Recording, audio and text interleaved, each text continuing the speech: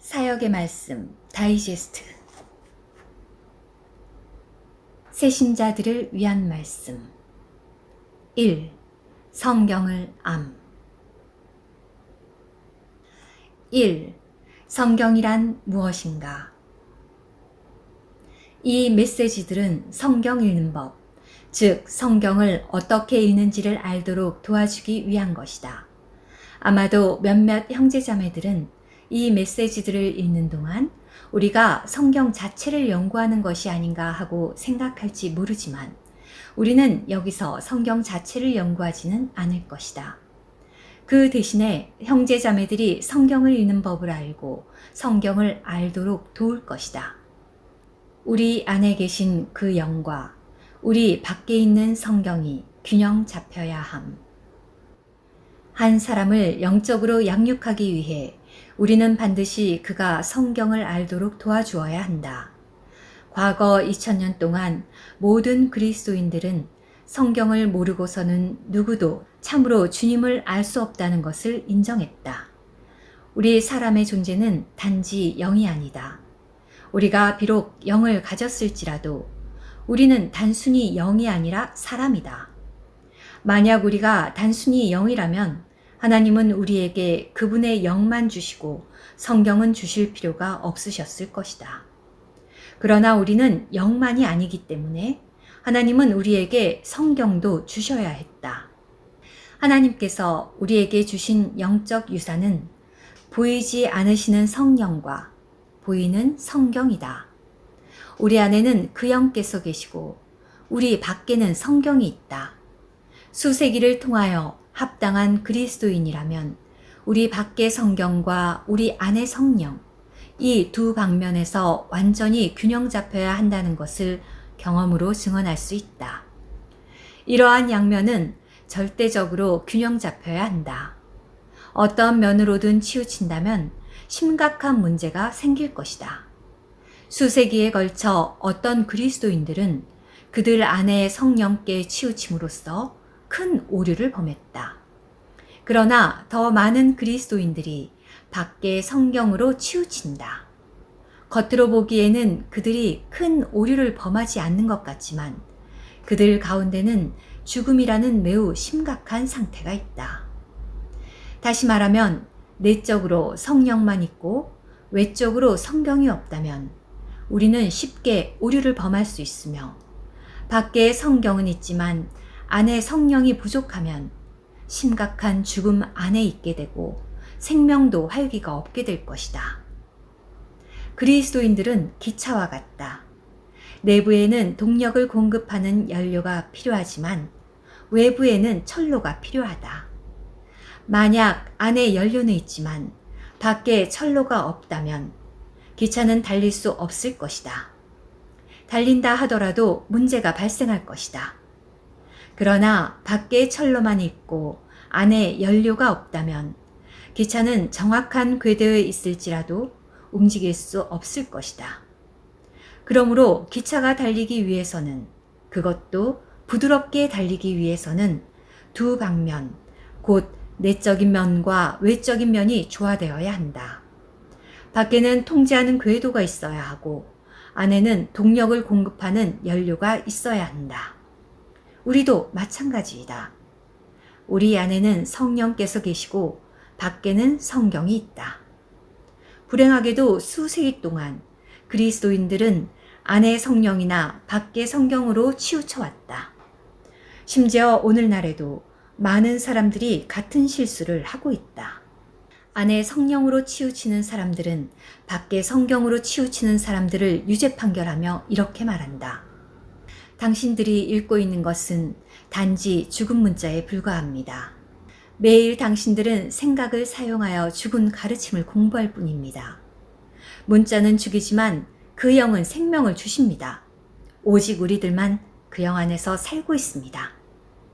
밖에 성경에 치우치는 사람들도 마찬가지로 안에 성령을 강조하는 사람들을 유죄 판결하며 이렇게 말한다. 당신들이 가진 것은 단지 감정입니다. 단지 흥분하고 격동될 뿐 안정적이지 않습니다. 소위 성령에 의해 일으켜졌다고 주장하는 사람들을 생각해 보십시오. 그들이 오늘날 어디에 있습니까? 성령에 의해 시작되었다고 주장하는 많은 일들이 실제로는 매우 비참하게 끝났습니다.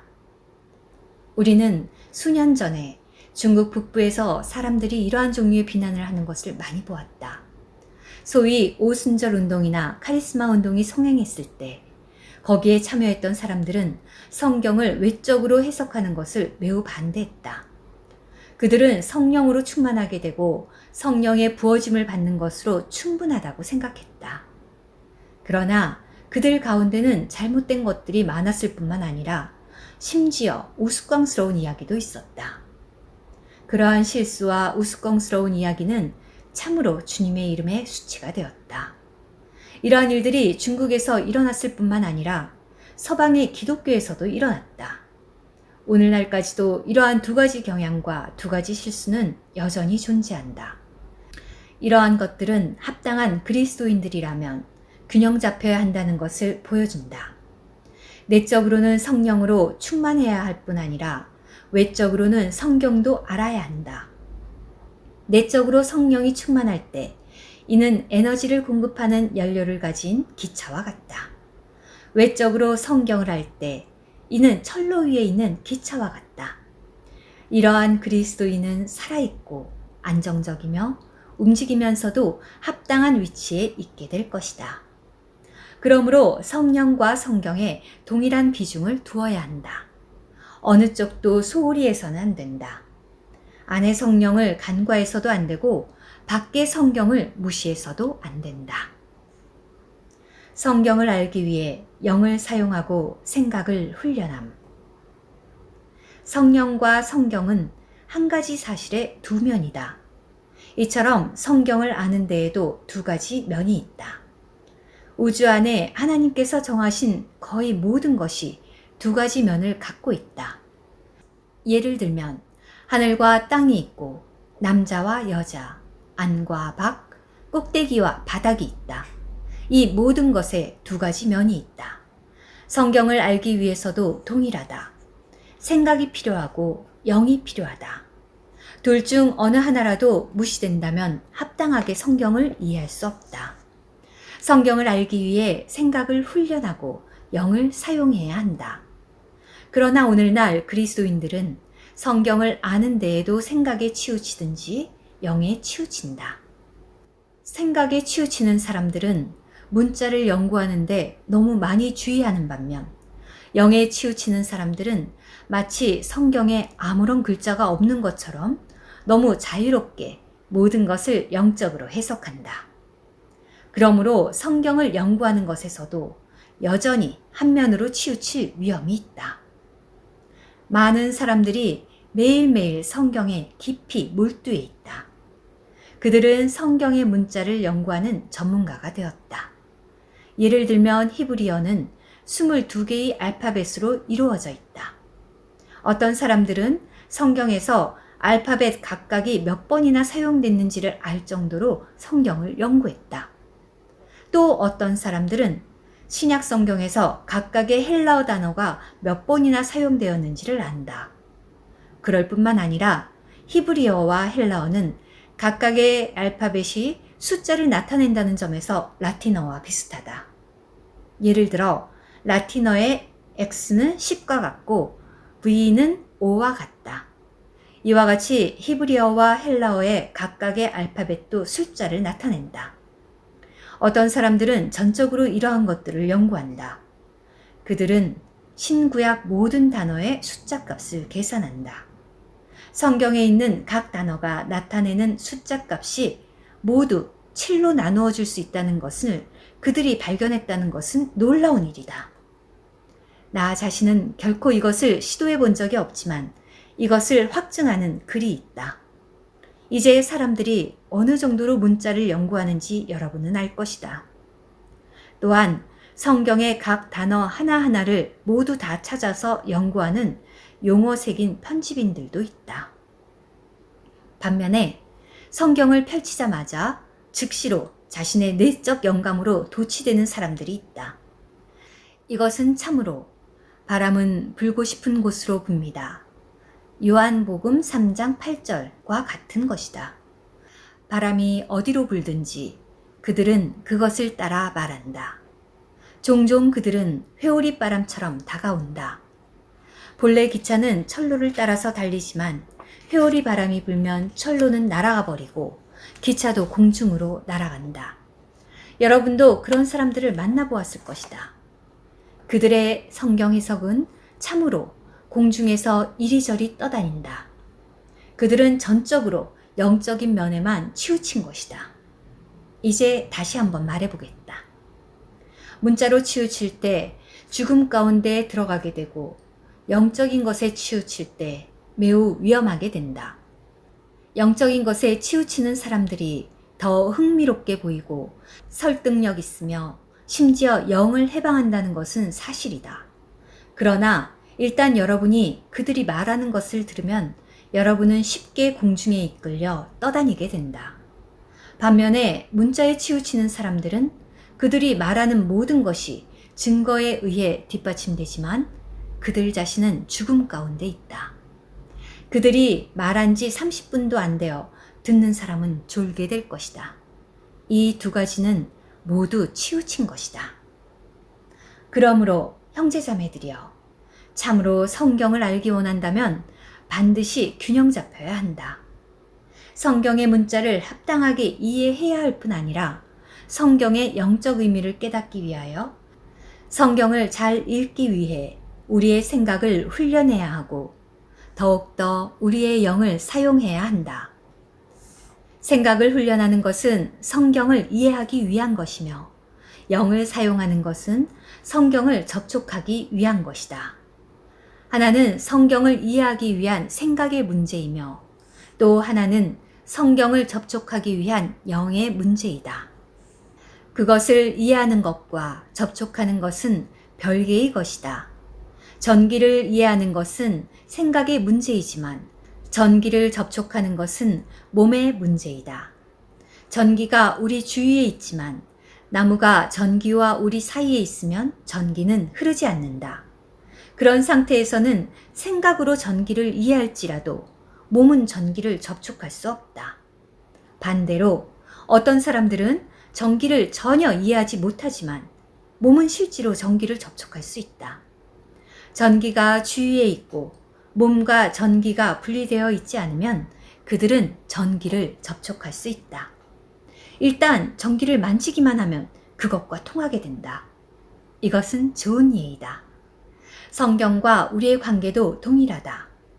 우리의 생각으로 성경을 이해하는 것과 우리의 영으로 성경을 접촉하고 만지는 것은 별개의 것이다. 생각으로 성경을 이해할지라도 영으로 성경을 만지거나 접촉하지 못할 수도 있다.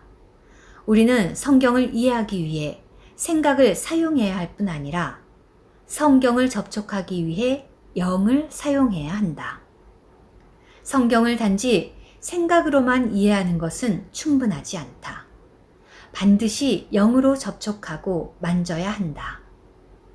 또한 우리의 영으로 성경을 접촉할 때 생각으로 이해할 필요가 있다.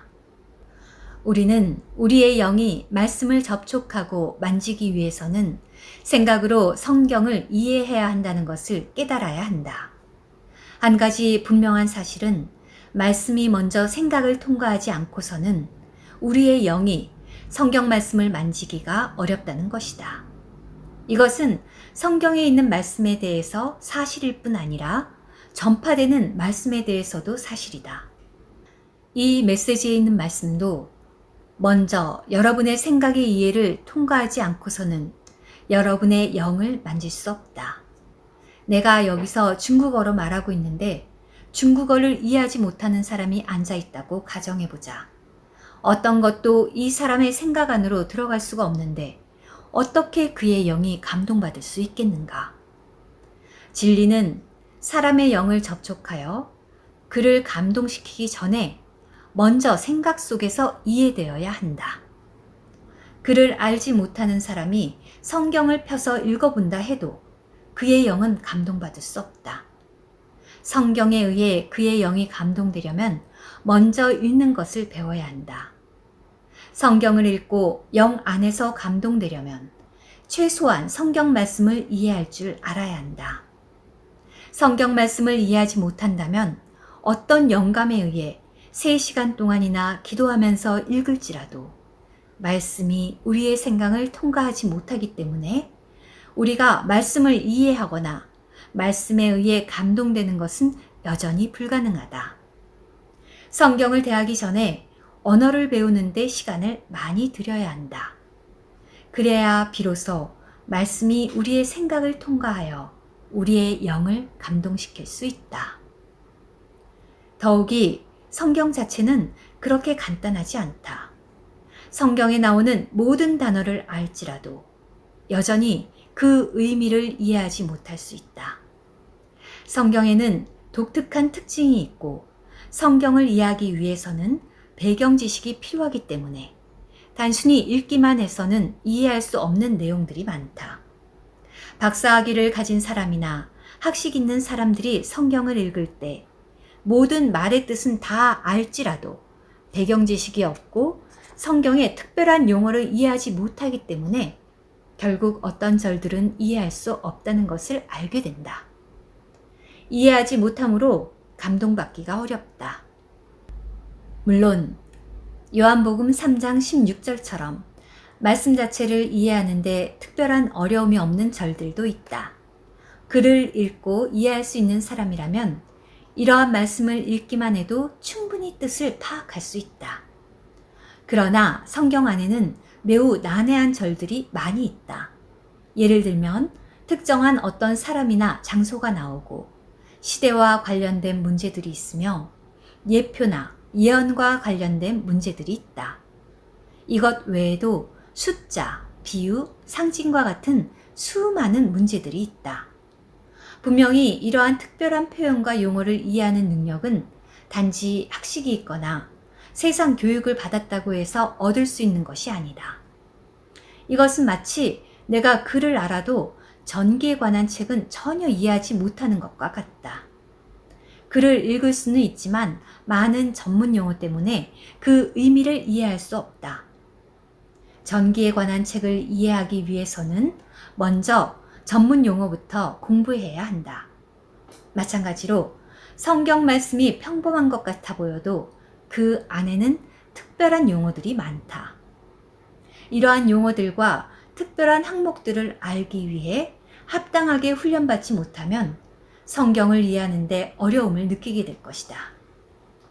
예를 들면 요한복음 1장 17절에서 율법은 모세를 통하여 주어진 것이라고 말한다. 여기서 율법은 특별한 용어이며 모세 또한 특별한 이름이다.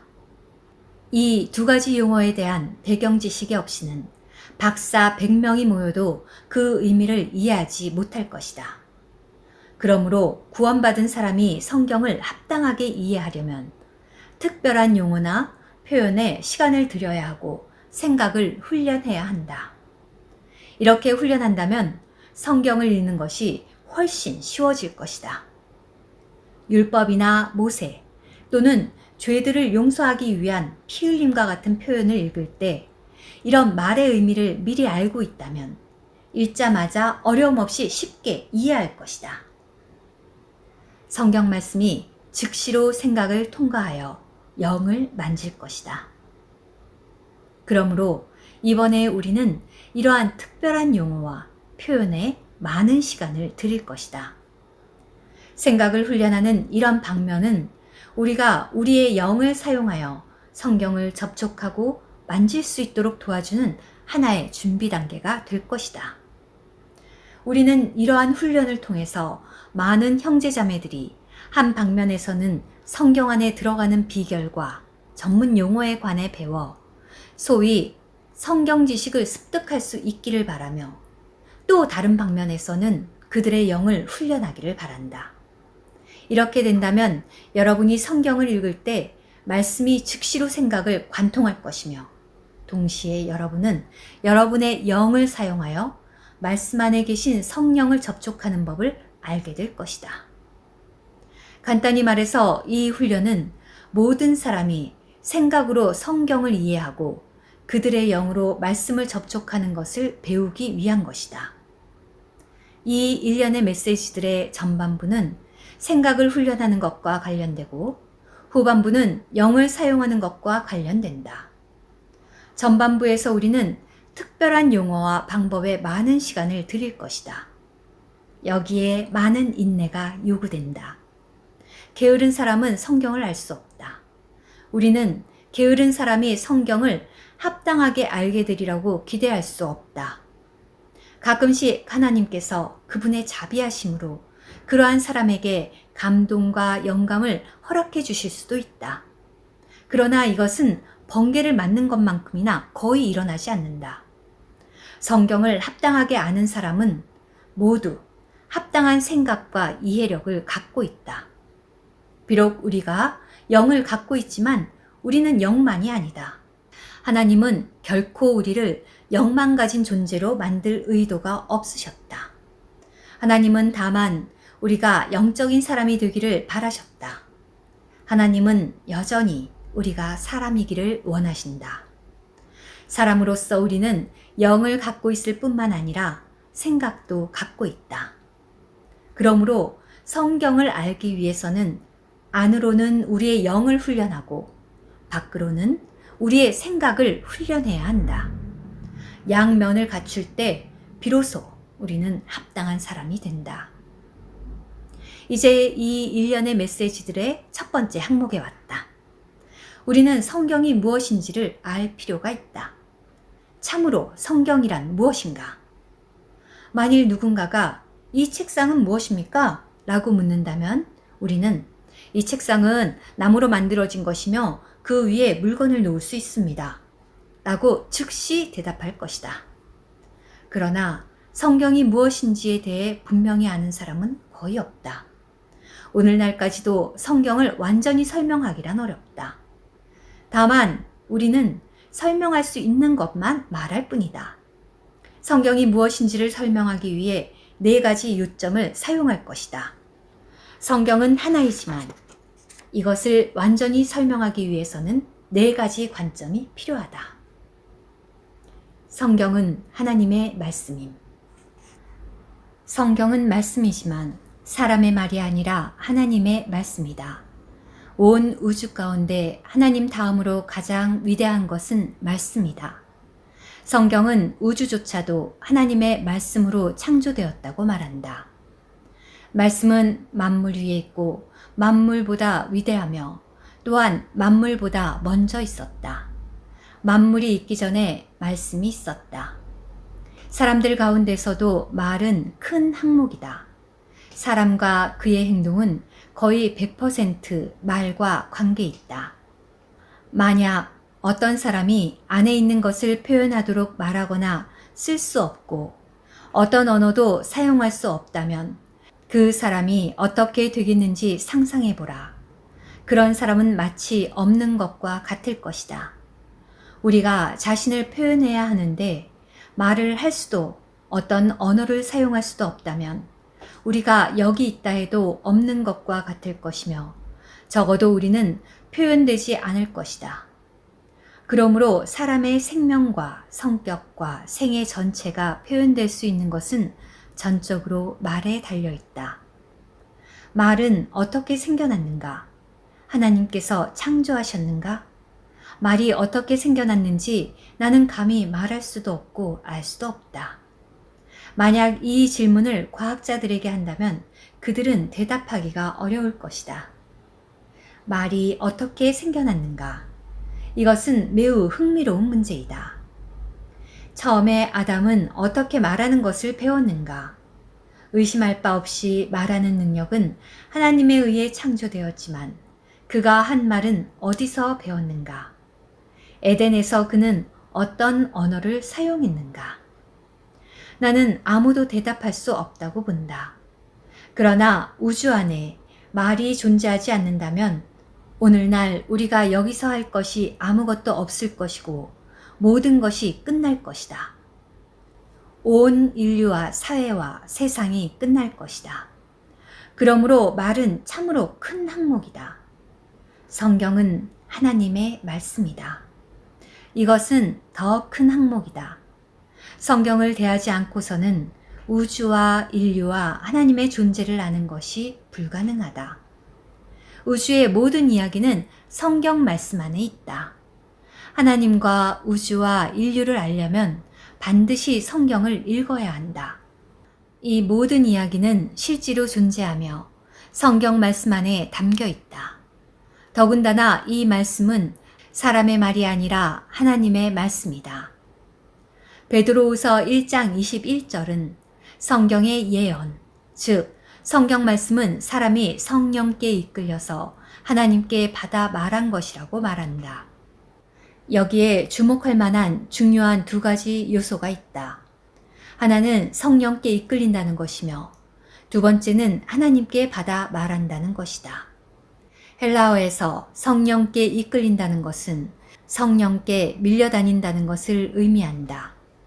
이것은 마치 바람에 의해 돛담배가 움직이는 것과 같다.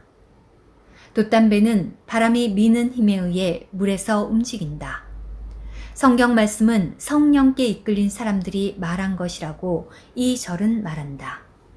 여기서 성령께 이끌리는 것은 바람에 따라 움직이는 것과 같다. 성령은 하나님을 위해 말하는 이들 위에 바람처럼 임하셔서 그들을 움직이시고 이끄심으로써 그들이 말하게 하셨다. 모세의 오경은 모세에 의해 쓰여졌지만 모세가 글을 쓸 때 성령께서 모세를 이끄셨다. 시편의 많은 글들이 다윗의 글이라는 것은 사실이지만 성령께서 다윗 안에 또한 다윗 위에 계시면서 그를 이끄시어 말하게 하셨다. 우리는 또한 성경이 하나님께 받아 말한 것임을 깨달아야 한다. 이 표현에 대하여 성경 번역가들과 성경 사본의 권위자들은 다른 견해를 갖고 있다. 어떤 사람들은 하나님께 받아 라는 표현은 말하는 사람을 가리키며 이 사람들이 성령께 이끌려 말할 때 하나님의 사람들임을 의미하는 것이라고 말한다. 또 어떤 사람들은 하나님께 받아 라는 표현은 말하는 사람을 가리키는 것이 아니라 말해진 것을 가리키며 그들의 말이 하나님으로부터 왔다는 것을 의미하는 것이라고 말한다. 개역 표준역과 같은 더 좋은 번역본들은 두 번째 견해와 일치한다. 이것은 성경 말씀이 성령에 이끌린 사람들이 말한 것일 뿐만 아니라 사람이 하나님께 받아 말한 것임을 말해준다.